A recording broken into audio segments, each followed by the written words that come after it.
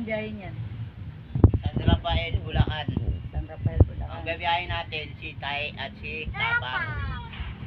Nandito na si Tapang. Ayun o. Sa loob na siya. Ito naman si Tay. Sila yung inagis natin nakaraan sa North Chigaray. Ngayon San Rafael, Bulacan naman.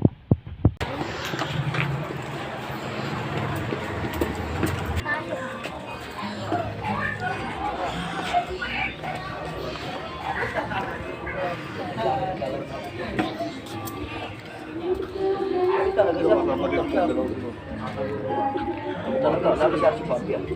Sumabi ko na alamat na sinusutuan. Kaya nga po mga kalipad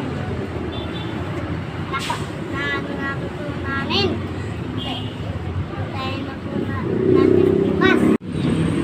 Okay mga kalipad, good morning po. Kagabi po pala, nagkarga po pala tayo ng dalawa nating kalapate. So mga naiagis na po siguro yun ng 6:30. Abangan na lang po natin kung maabalik po sila. Dibaling hindi po sila makabalik agad, importante makabalik lang. Ang inagis po natin si Tapang na pares po neto ni Batcher at saka si Tay po.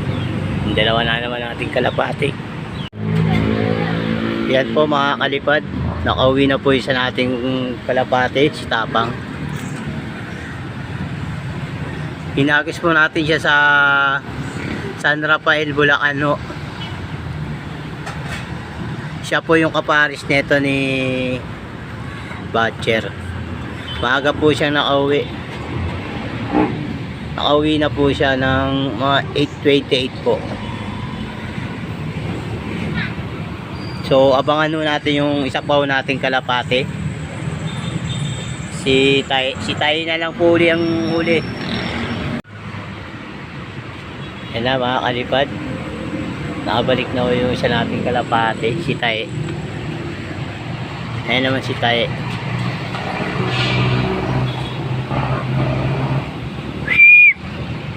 Kakauwi lang din niya, kakarating lang din niya. 8:58 naman siya. 8:58 po siya. Ayan po siya. Si Tapang nasa bubong eh.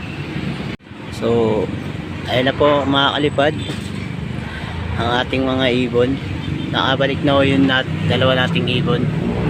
Ayan po si Tapang. At ito naman po si Tay. Ayan po si Tay.